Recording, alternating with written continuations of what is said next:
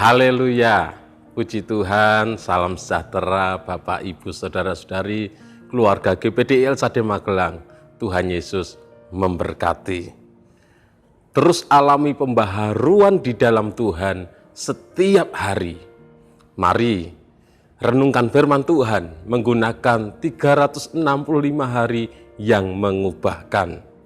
Hari ini pembacaan kita ada di dalam Injil Matius pasal yang ke-27. Saya akan membacakan satu ayat dari Injil Matius pasal 27 ini, yaitu ayat yang ke-54. Demikian bunyi firman Tuhan. Kepala pasukan dan prajurit-prajuritnya yang menjaga Yesus menjadi sangat takut ketika mereka melihat gempa bumi dan apa yang telah terjadi. Lalu berkata, sungguh ia ini adalah anak Allah. Bapak, Ibu, Saudara yang dikasihi oleh Tuhan, kepala pasukan bersama dengan prajurit-prajuritnya menjadi sangat takut ketika mereka melihat peristiwa-peristiwa yang terjadi yang menandai dengan kematian Tuhan Yesus. Dan mereka berkata, sungguh ia ini adalah anak Allah. Renungan firman Tuhan hari ini saya beri tema, Yesus adalah anak Allah. Kalau kita mengobservasi kisah ini, siapakah tokoh-tokoh yang ada di dalam peristiwa ini? Peristiwa di mana Tuhan Yesus disalibkan, Tuhan Yesus mati di atas kayu salib. Dari ayat yang sudah saya bacakan, kita melihat bahwa ada Yesus tentunya. Ada kepala pasukan dan prajurit-prajuritnya. Kita juga bisa melihat bahwa ada juga di sana perempuan-perempuan Galilea yang mengikuti Yesus. Itu bisa dibaca di dalam ayat 55 dan 56. Dan juga ada orang banyak. Ketika Yesus disalibkan, ada orang banyak. Peristiwa apa yang terjadi? Yang terjadi dari ayat yang sudah saya bacakan, peristiwa yang terjadi adalah pengakuan dari kepala pasukan dan prajurit-prajuritnya. Mereka menyatakan, mereka mengakui bahwa Yesus adalah anak Allah. Ia ini adalah anak Allah. Dan di mana peristiwa itu terjadi, pengakuan dari kepala prajurit, kepala pasukan dan juga prajurit-prajuritnya itu terjadi. Peristiwa itu terjadi ketika Tuhan Yesus disalibkan, mati di atas kayu salib.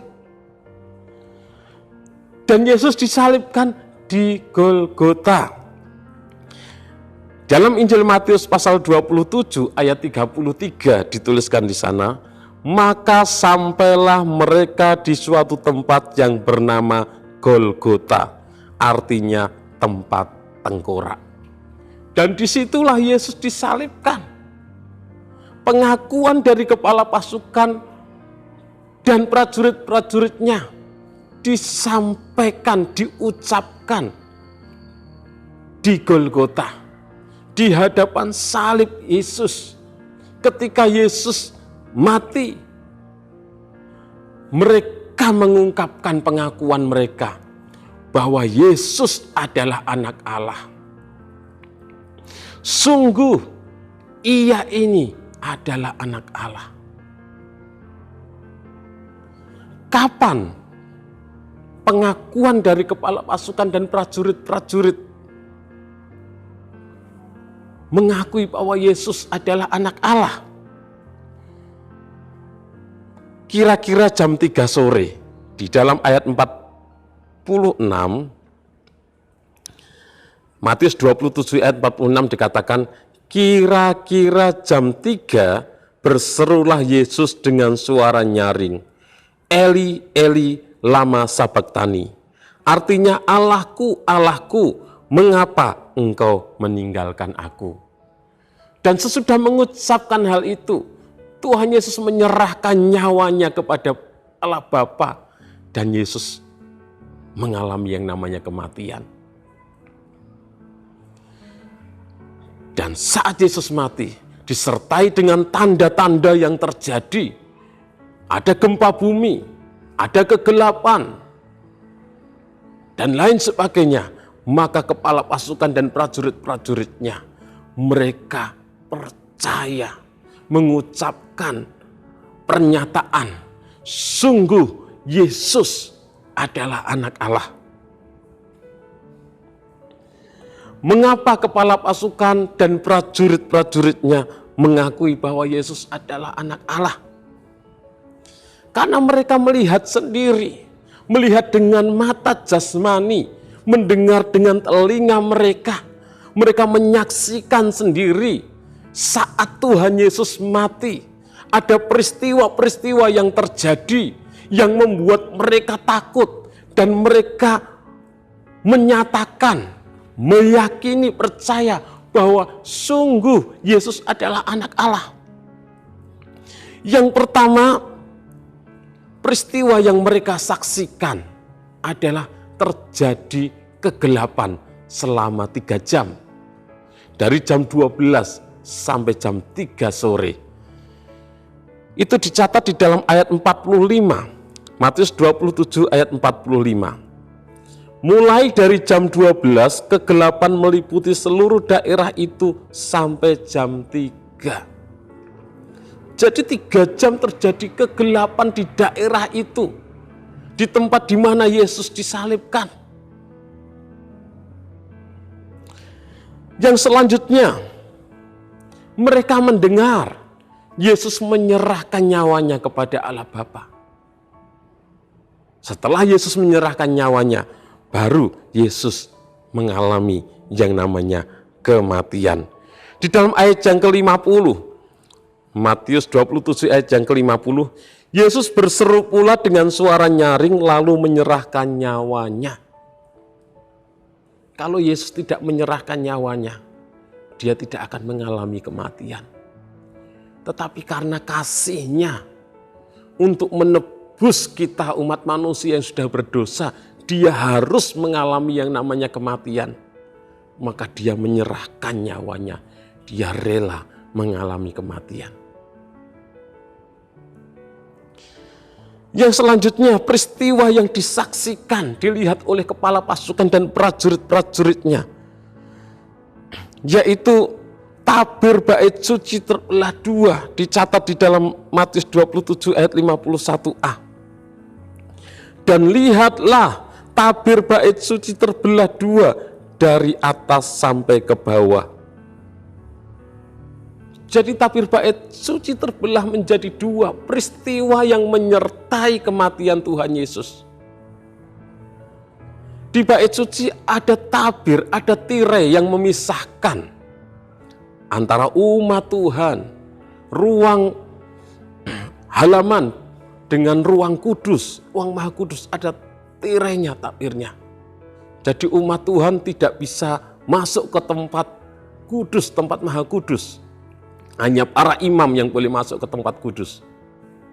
Umat Tuhan tidak bisa datang langsung kepada Tuhan, harus melalui perantara.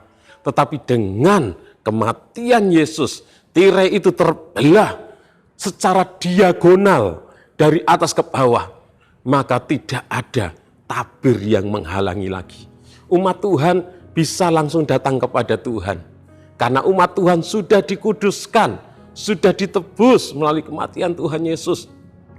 Sudah dilayakkan untuk bisa menghampiri Tuhan secara langsung, tidak melalui perantara lagi. Kalau zaman perjanjian lama harus melalui perantara, melalui imam. Tapi dengan kematian Tuhan Yesus, tirai terbelah 2, maka umat Tuhan bisa langsung menghadap Tuhan, menikmati hadirat Tuhan. Peristiwa yang selanjutnya yang terjadi di dalam ayat 51 bagian B dikatakan bahwa terjadi gempa bumi dan bukit-bukit batu terbelah. Wah, itu yang membuat kepala pasukan dan prajurit-prajuritnya itu mengalami ketakutan karena ada gempa bumi. Selain mereka menyaksikan peristiwa-peristiwa, ada kegelapan. Yesus menyerahkan nyawanya, baru Yesus mengalami yang namanya kematian. Terus tabir bait suci terbelah menjadi dua. Juga ada gempa bumi yang membuat kepala pasukan dan prajurit-prajuritnya mengalami ketakutan. Sehingga mereka mengakui bahwa sungguh Yesus adalah anak Allah. Pelajaran yang kita dapatkan, interpretasinya adalah bahwa Yesus benar-benar anak Allah. Benar-benar juru selamat, benar-benar Mesias. Kepala pasukan dan prajurit-prajuritnya menjadi saksi matanya. Dan tentunya ada orang-orang lain yang menjadi saksi matanya, ada murid-murid Yesus, dan lain sebagainya. Yang kedua, bahwa Yesus benar-benar mengalami kematian. Itu disaksikan oleh kepala pasukan, prajurit-prajurit, murid-murid, orang-orang yang ada pada waktu itu. Yesus benar-benar mati. Tetapi pada hari yang ketiga, Yesus bangkit.